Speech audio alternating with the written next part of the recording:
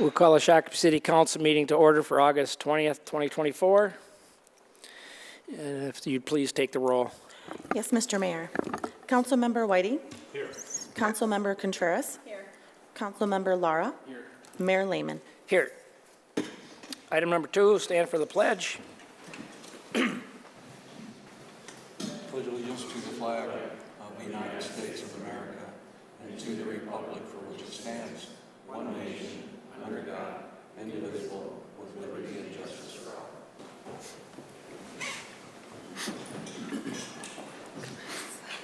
Item number 3, 3A, special presentation, City of Excellence Award. Thank you, Mr. Mayor. We have representatives from the League of Minnesota Cities that will talk a little bit about why they decided to give the City of Shakopee the City of Excellence Award for the second time in 5 years. We'll only cover the latest one, though. With that being said, gentlemen, introduce yourselves for the audience, please. Thanks, Bill. Mr. Mayor, members of the council, my name is Mark Ruff. I'm on staff at the League of Minnesota Cities.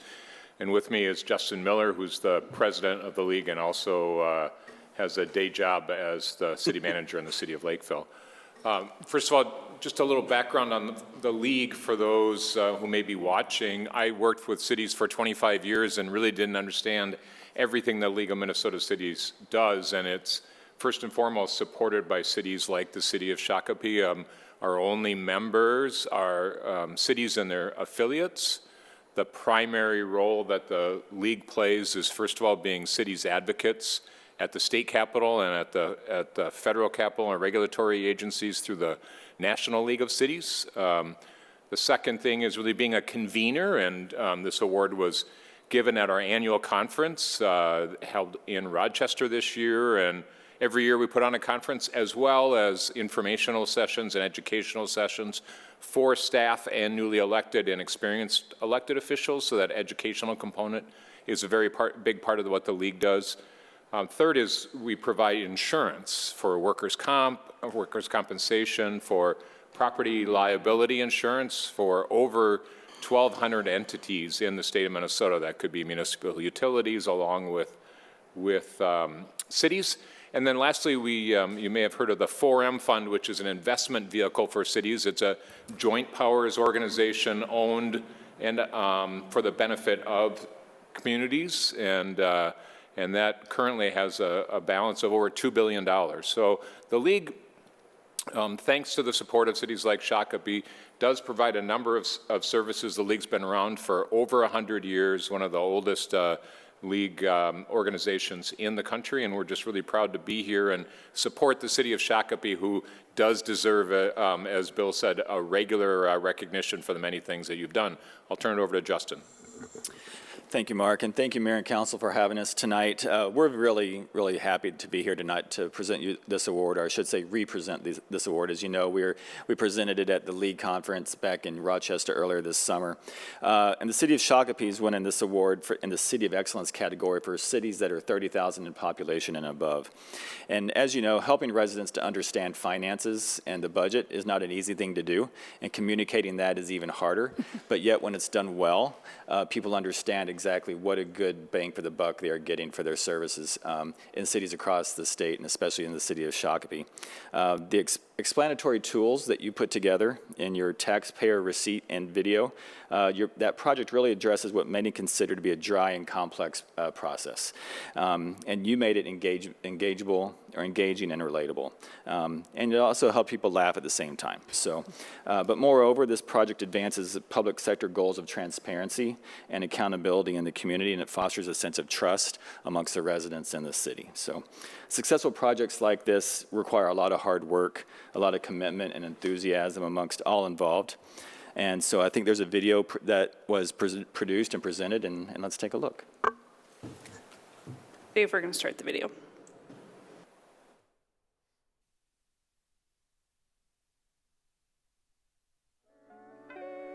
This project is all about communication. It's all about making sure that our residents understand what we're trying to do and how we spend their money. A lot of times residents don't have that even fundamental understanding. Our goal with this project was to make the idea of taxes more relatable to people in that they can compare what they pay in taxes to what they might pay to the internet company or for their phone bill, things that they're used to doing. So the property taxpayer receipt tool, which is available on our website, is actually very easy to use. It only asks a simple question of how much is the taxable market value of your home, which there's a link to the county website where you can pull that information if you don't have your tax statement with you. You simply put in that dollar amount and hit go, and it'll actually spit out a itemized receipt for each of the services. So very easy to use, and under 2 clicks you can get a taxpayer receipt that's specific how much you're paying for your home. We have a budget board, which is very easy for me to take out into the community and articulate something very clearly as to what we're doing with people's tax dollars. And then we also had a comedic video that was produced that clearly was trying to find a different way to reach people. The video itself has been very well received. So we were looking for a way to really, it's when you wake up in the morning, the last thing you're thinking about is, you know, how much am I paying for city's budget or financial information. So the video aspect of this whole project really was just how can we bring that to life in a way that isn't just a, hey, go to this link and plug in your amount and see what you get. You really can't understate the importance of humor. We know from all sorts of media that we take in, books we read, that humor is something that sticks with people, and it's an emotional response when you laugh at something. And so anytime you can create an emotional response in somebody else, they're more likely to remember what you were talking about. It really is that simple, unlike 169 at rush hour.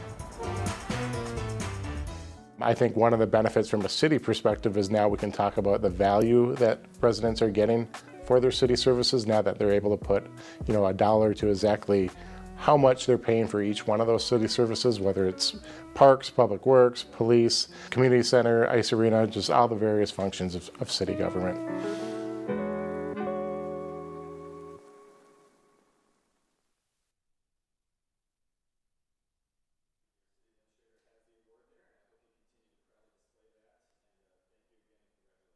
Thank you. Thank you, folks. A couple of words. Obviously, Nate Reinhardt, Finance Department, your team knocked it out of the ballpark here with this one, along with Communications Department, Amanda and your team, Madam Knight. Great tool. I love it. It's really cool. It is simple, and it gives out a wealth of information.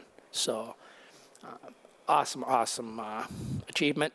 Proud of Shakopee. It took not only staff, council, and everybody else that was involved. So, but the main drivers was the finance department and communications. So, kudos to you folks. We appreciate your work. Great work. Mr. White. No, thanks for everybody involved. Great work.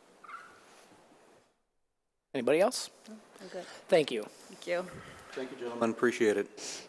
Did you want pictures of that, Mr.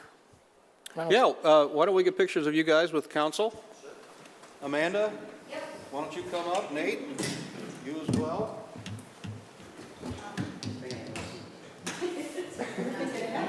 I thought I was getting You had a premonition. That's usually my role.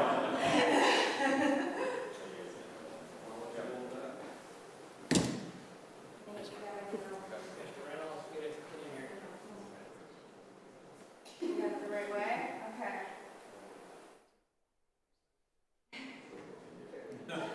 Yeah, here we go. All right, ready? 1, 2, 3.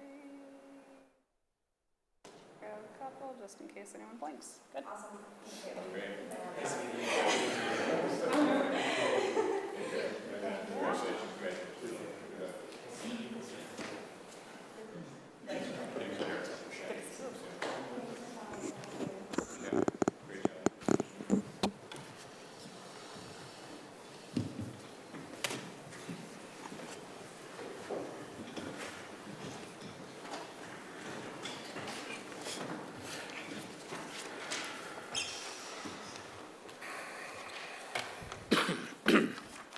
All right, item number 4, approval of the agenda.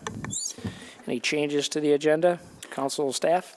Just one minor, Mr. Mayor, 5A6 on the chamber's request on the memo. There's a wrong date for the Brew Hall event. It's actually September 16th, which is a Saturday. when that will be held. The application is correct, the memo is correct. Do we have to do anything with that, or have we corrected the memo? Nope, we're good. Okay. Mr. Whiting? I'll make a motion to approve the agenda with the modification noted. Second. A motion and seconded. Any discussion on the motion? Discussion? Should we read it before or after? This is just the agenda. That's all right. All in favor say aye. Aye. Opposed? Motion passes. Item number 5, consent agenda. Any changes to the consent agenda? Nothing from staff, sir. I'll make the motion to approve the consent business. I'm going to remove 5A4 just for a short discussion on scale 5A4. legislative priorities. There's no other changes. I'll second that with the modification. You accept that? Yes. Okay. So we have a motion by Contreras, seconded by Whiting. Any discussion on the motion? Discussion? All in favor say aye. Aye. Opposed? Motion passes. Mr. Reynolds will now read the consent agenda that we adopted. Members of council, these are the consent agenda items for August 20th of 2024. 5A1, the city council minutes. 5A2 is a surplus equipment. 5A3 is the monthly financial review for July. 5A5 is the Legislative Citizen Commission on Minnesota's Resources, Environment, and Natural Resources Trust Fund Program Grant. 5A6 are some Shakopee Chamber requests for various Shakopee events. 5B1 accepts proposals from AE2S for the 2025 SCADA system expansion, SCADA, excuse me. 5B2 approves the extension of construction hours for the County Road 101 Shenandoah Traffic Signal Improvement Project. 5C1 approves the order of 2 fire engines and required equipment for delivery in 2026. 5C2 purchase replacement firefighter turnout gear. 5D1 awards a contract to St. Croix Recreation for replacement of the Meadows Playground. 5D2 awards a contract to Northland Recreation for a 30 by 44 shelter for Quarry Lake. 5E1 are surplus property. And 5F1 is a tennis court resurfacing for Stan's Park. Thank you, Mr. Reynolds.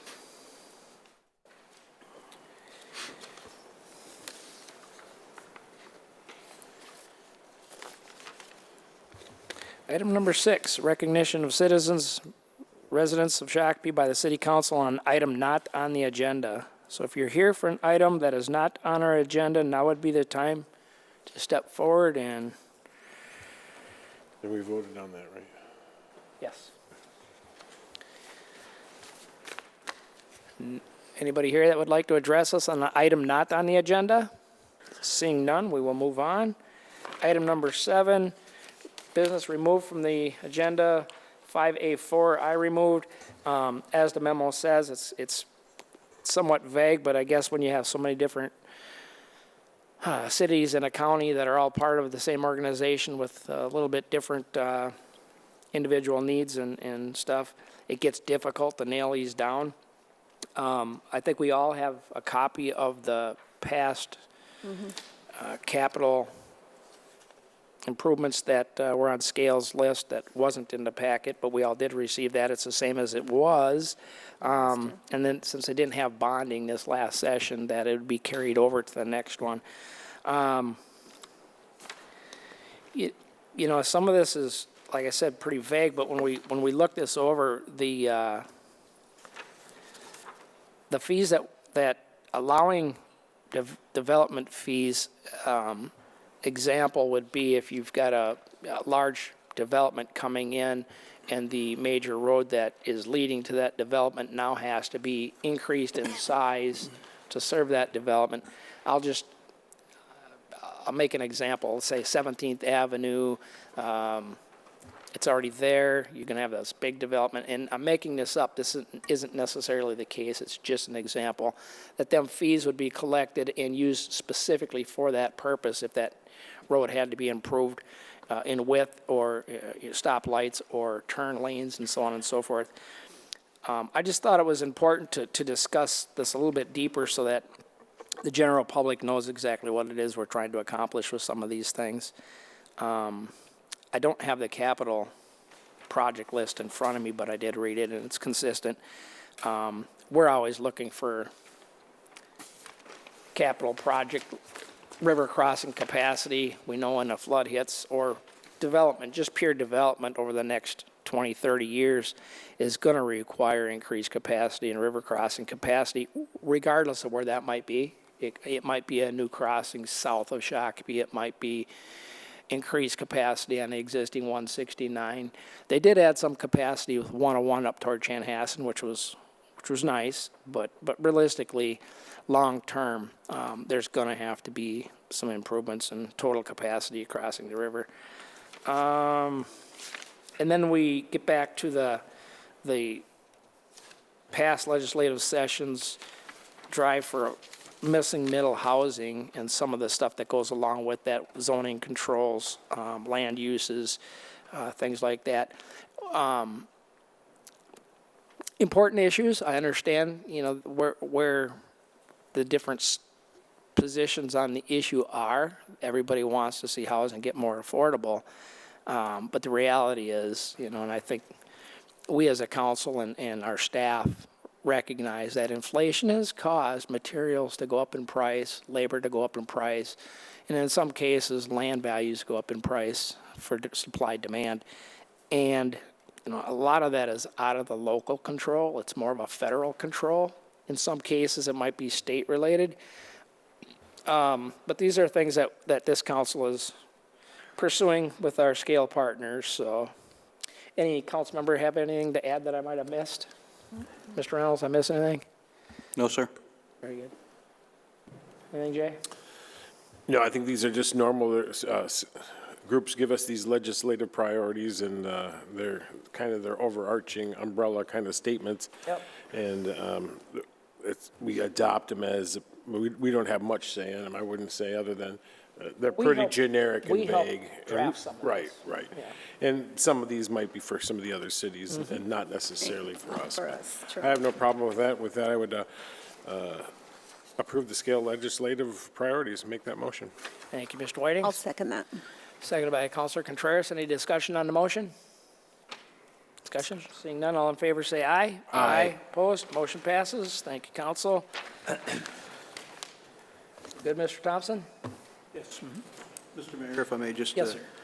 You know, I have to say, as a former legislative aide, and I say this all the time to bodies that have long, lengthy lists of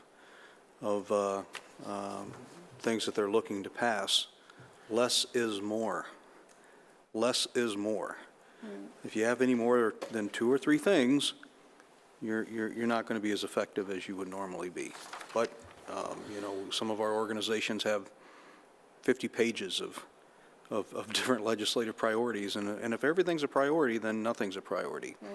And the great thing about being a legislative staff is that when I would see something like that and something would get passed, we'd take credit for it, of course, and say, well, yeah, see, we couldn't do that legislative priority, but look what we did here. So, you know, just That doesn't keep even that go in to mind. all those planks in their legislative Yeah, process you that they know. have put in on their party process. either. It made it easy as a staffer, that's for sure. Well, just to get very simple, you don't see a race car come down pit road and change all 4 springs in the middle of a race.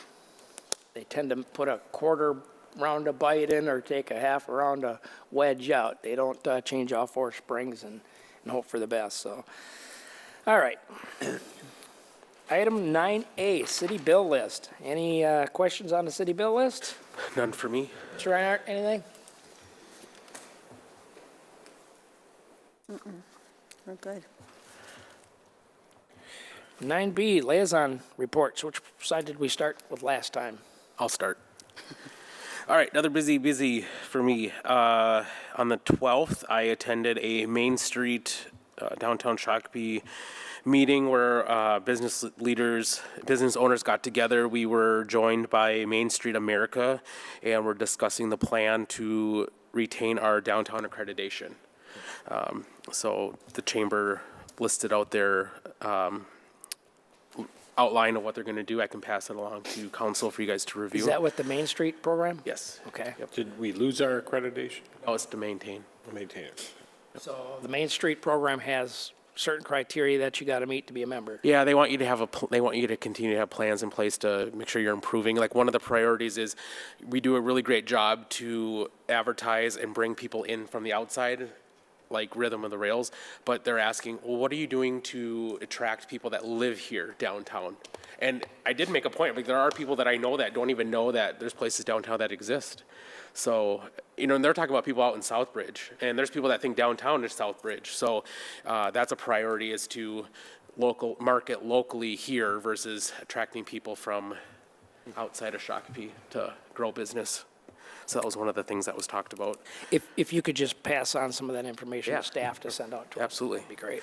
Then Wednesday morning, I attended a tour at DEMCON's recycling facility. The main topic was lithium-ion batteries entering the waste stream. That was really interesting to see. Very eye-opening what damage that can do.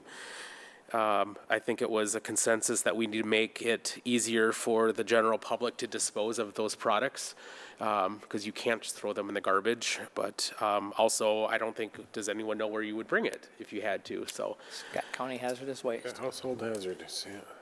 I got a box started. let's see. And then that afternoon, I attended the Windermere Bluffs ribbon cutting, so that's our latest park that opened. That was great. It rained on us, though. We got it done just in time. Literally ribbon cut, and then it just started raining on us. Thursday was a CG marketing ribbon cutting. That's one of our new businesses here in town. They moved from Burnsville, and now they have a location here. So they do printing and marketing materials. Let's see. Around then, we also did the Legacy Central. Oh, did we? We had a meeting since then, didn't we? I think we did. Yeah, that was last Yeah. time. Right, and then one Saturday I did a ride along with Officer Jessica Bourne. She took me around, and I spent a good chunk on Saturday with her, and it was very eye-opening what they all deal with. Not that I didn't appreciate them before, but it was even more eye-opening. So that was it. So is stop signs just recommended inconvenience accurate? Yes. Okay. Thank you, Mr. Lara, for your welcome. report. Yep. Thank you, Mayor. So I attended August 5th, the SCALE meeting. That was the general SCALE meeting, and the conversation there was about code enforcement in Scott County. So the promotion of health, the preservation of safety, and the advancement of common good. The enhancement of community livability, the protection of property values. If we can all agree that these essential responsibilities of government at all levels, then we can agree that the fair and equitable code enforcement is one of the most crucial tools to achieve them. So from reactive to proactive enforcement.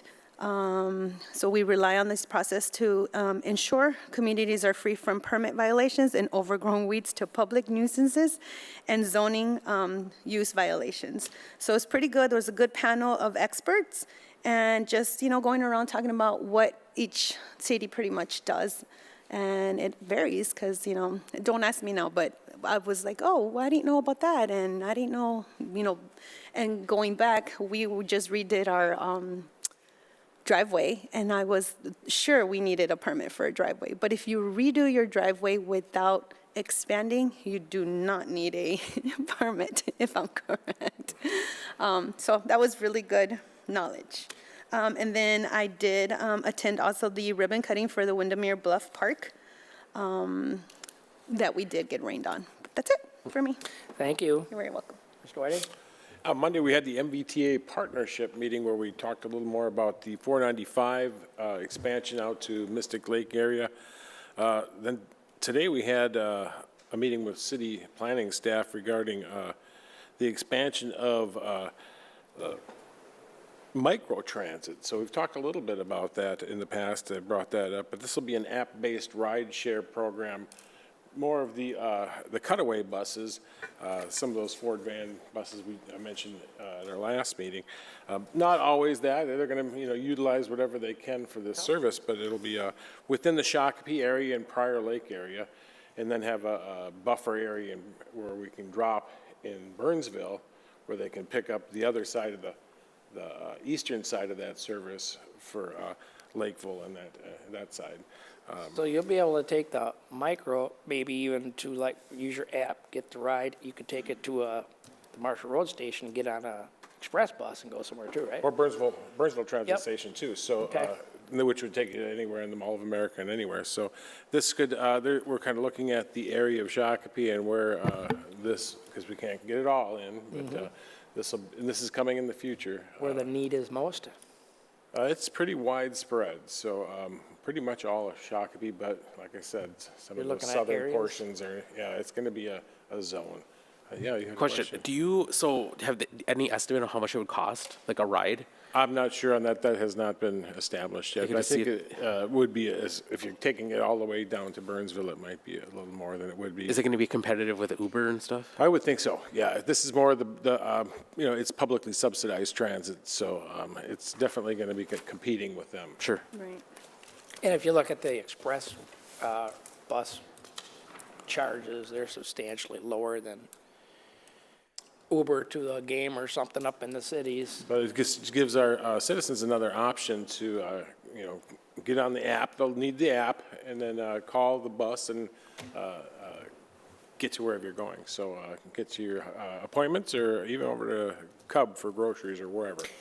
One, and I think I asked this last time around when they were here presenting, if somebody can get onto that site and get all the various links from the different providers so that they're all working together, getting this connected to them other providers and the express all together kind of fits that piece. So can you make sure that that happens? The beauty of AI, yes. So this is, the connectivity on these apps are a lot better than they were even a couple of years ago. Right. So they're connected, and even before that, when I first got on it, the transit companies didn't want to deal with each other, and they didn't want to partner with each other, but the whole point is to get from one point to another, so Right. They've come a long way. Good, good, good. Very good. Thank you, Mr. Whiting. My report, Wednesday, August 14th, attended the DEMCON sort facility tour. Councilor Lar is correct. Lithium batteries is the key issue here. Is it fires? Fires, big time fires. They had a pretty substantial fire out there that took out a building. And because of that, the insurance rates go up and the service is down for quite a while. So that had to be redirected to other facilities at an additional cost. So they've made a lot of improvements in their processes with, detectors and processes, and they're coming out with a thermal detector where it comes into the building to spot these things early on to address them. And it doesn't take long, as we saw in that video. I think that one battery went up and didn't take long because of the nature of the environment that it's in. Right. You recycle truck or whatever dumps out and they push it into the area to where it's going to start the process of getting sorted. That's just A lot of fuel. it's a lot of fuel, it really is. So they've got advanced sprinkler systems, advanced technologies they're using, but really there's just so many lithium batteries out there, whether it's a drill gun or a RC car battery or whatever, that it's really going to take a lot of effort on the consumer side to know what is go, no go, and local. And I say that because local is where you would dispose of these and you would contact your local county facility. Here it would be Scott County Hazardous Waste is where you would take that to.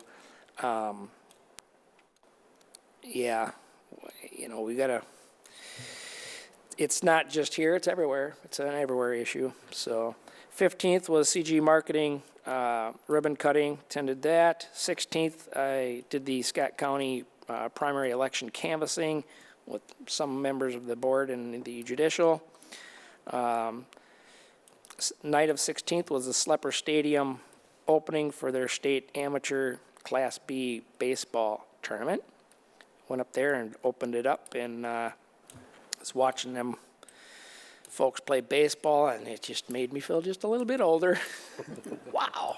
370-foot drive, first guy up the bat, Well, holy smokes. Mr. Reynolds, your report? Nothing from me, sir.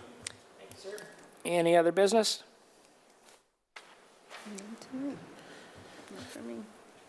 Mr. Lara, I'll make a motion to adjourn to Tuesday, September 3rd, 2024 at 7 p.m. is there a second? Second. Oh.